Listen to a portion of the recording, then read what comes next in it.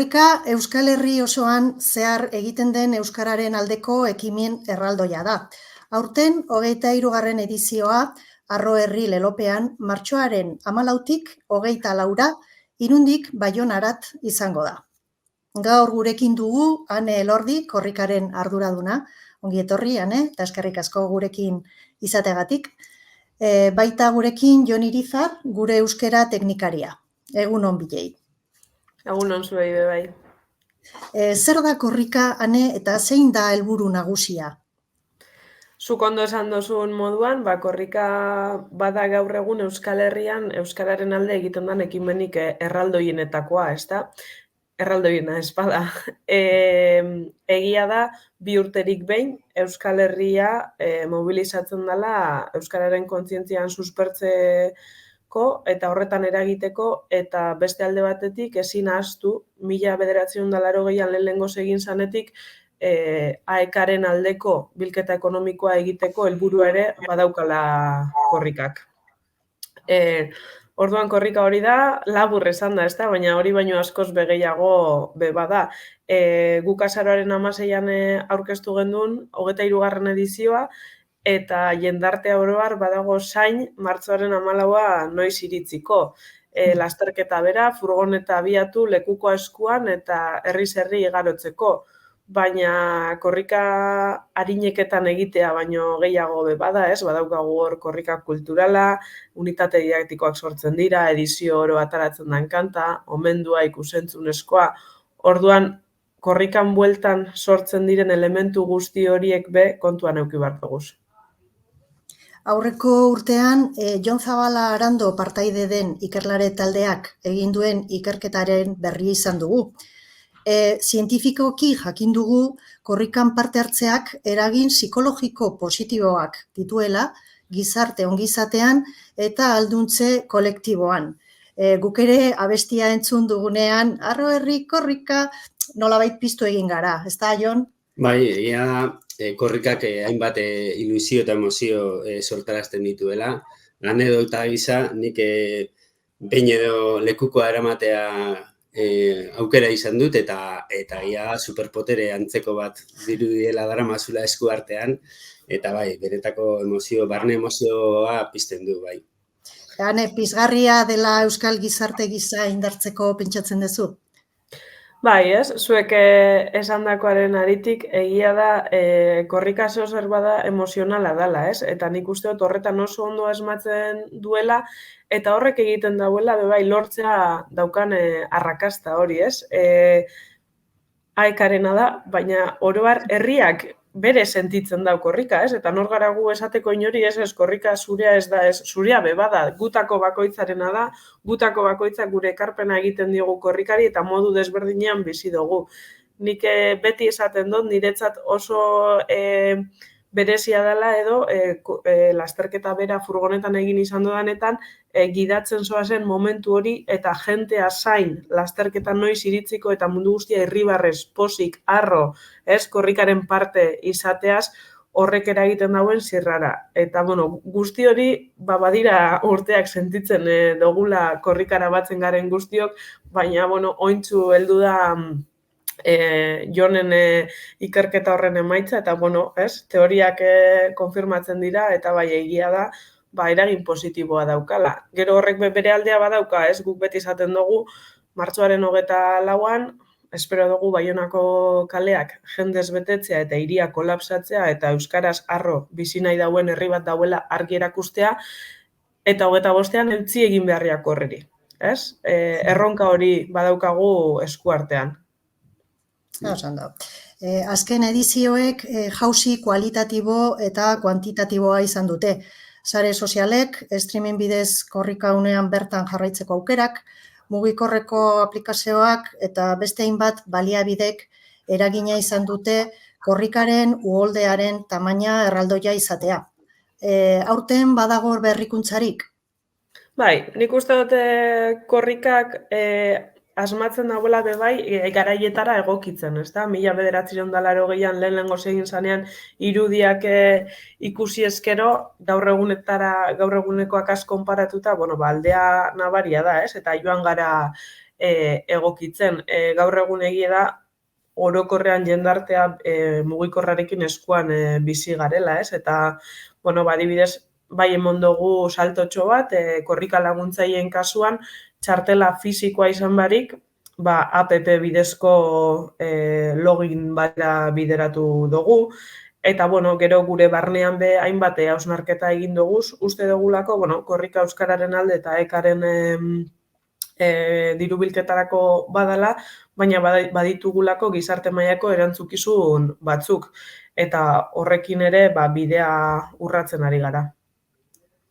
Gurean mutualian, korrika virtuala ekorrika izena duena sortu genuen korrikako sortzaileak omendu ziren edizioan, eta ekorrikako edizioetako batean ekorrikako ipuinak kaleratu genuen. Aurten, Jon, korrikaren 4. edizioa izango dugu? Bai, jakina.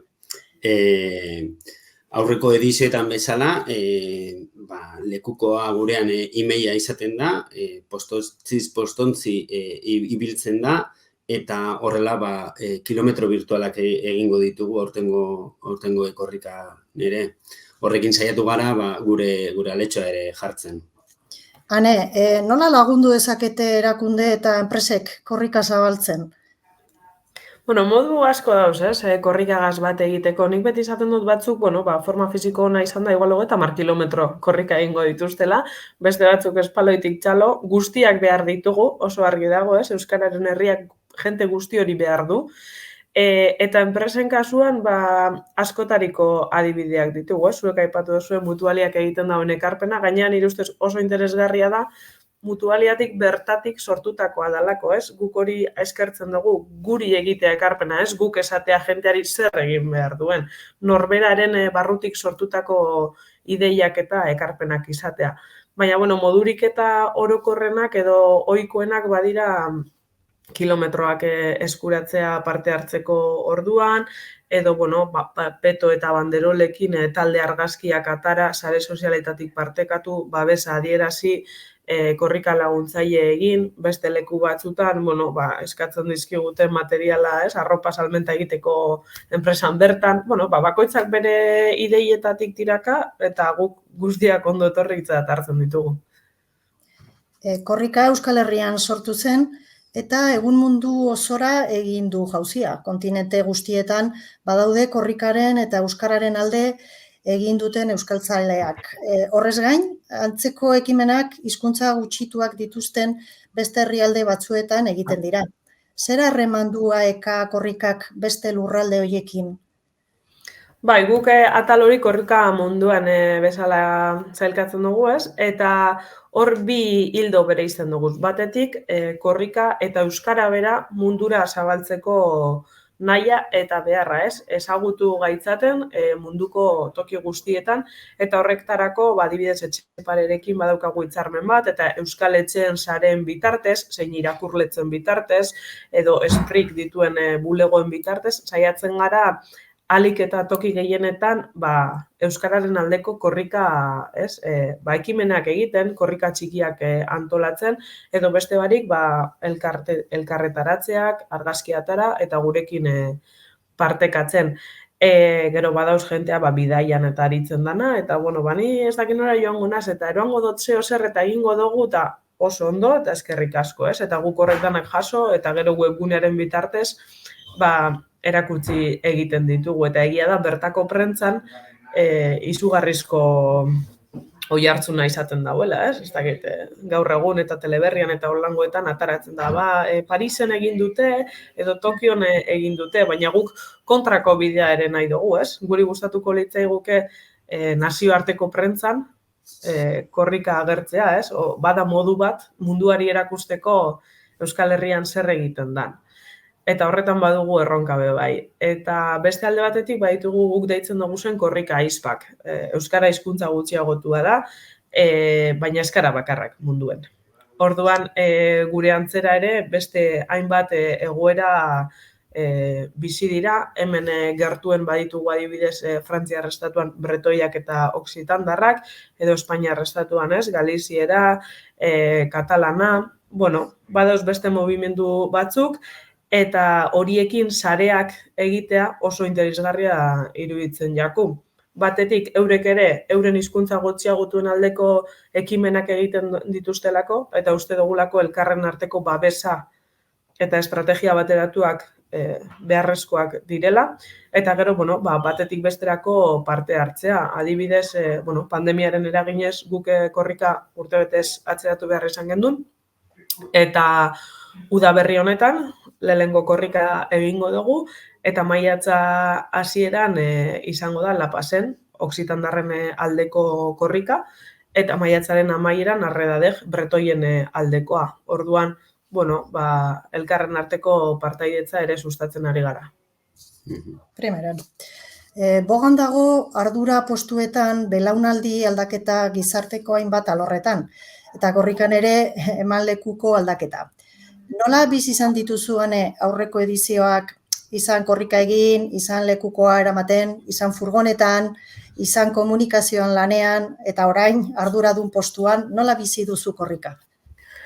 Bai, aldaketa etorri da, eta kuriosoa edo ez, baina ninaz orain arte korrika ostean jaiotako lehenengo arduraduna, ezta? Orduan nik beti ezagutu izan dut korrika txikitatik, eskolan egiten gendun, korrika txikia, eta ni Zornotzarra izanik, Zornotzatik beti pasatzen da. Orduan herrian ezagutu izan dut korrika, ez? Gero behin AEKan sartuta, 2015-etik aurrera, eskualde mailako antolaketan, horrek, kilometroen salmentako ardura, edo arropa ardura, edo, hainbat kontu korrikaren bueltan sortzen direnak. Eta gero bai egia da 21. Furgonetan egiteko ohore okine bala, nire ustez ohorea dalako Euskal Herri osoa 10 egunez zeharkatzea, horrek irudikatzen dauelako Euskal Herri ideala, ez? 11 egunez, guztiok euskaraz, euskararen bueltan, posik, alai, harro, eta horreri eustea bada beste erronketako bat. Eta gero, komunikazioko lanetan, orduan horretan ere jarraipen osoa egiten da Euskal Herrian zehar, baina egunez soilik. Furgonetan doazenak 13 orduko txandak dira, egun zenegin gau. Orduan dinamika desberdina da, komunikazioaren ikuspuntua ere oso aberasgarria, beste kazetari batzuekin medio desberdinetako kideekin osatutako taldea egiten dalako, eta badira korrika bera bizitzeko modu desberdinak. Eta aurtengo 23. Bai desberdina izango da, ardura honetatik ikusiko dugu ia zelan doan.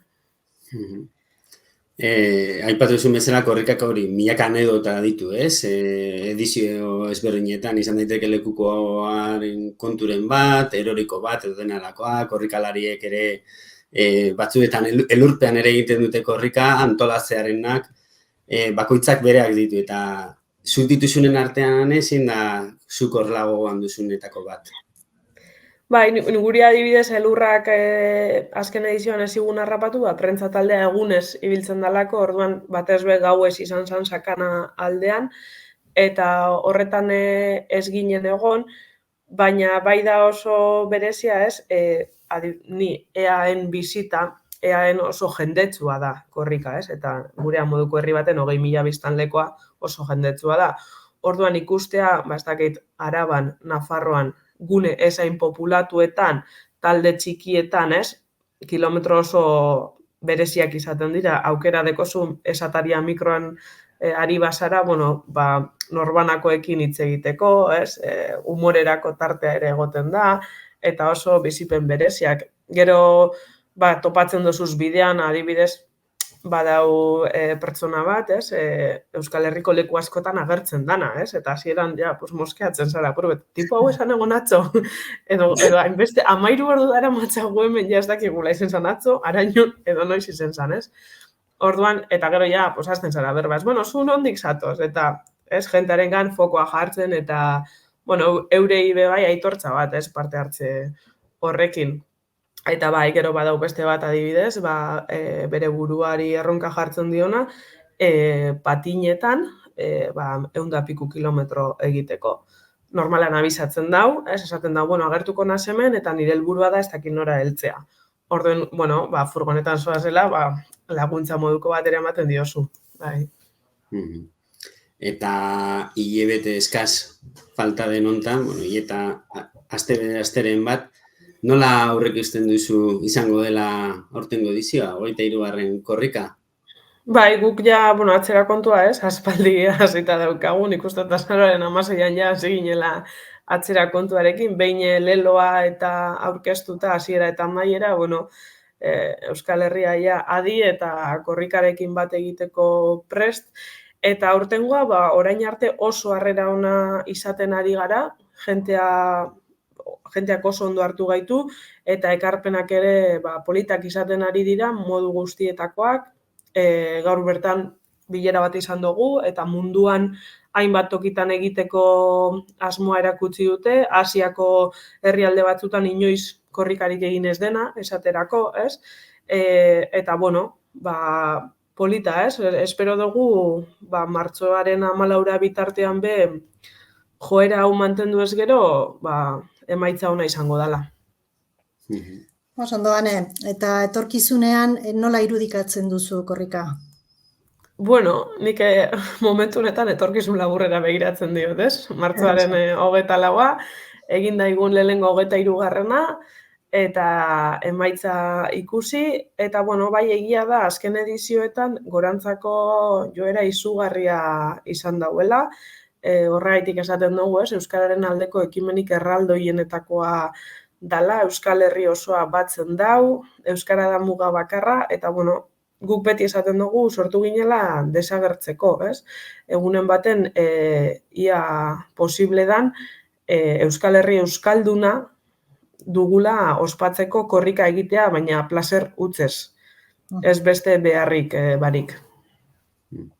Eskerrik asko, Ane, gurekin izateagatik, eta jarrai dezagun txipi-txapa denon artean Euskara zabaltzen. Eskerrik asko. Eskerrik asko zuei.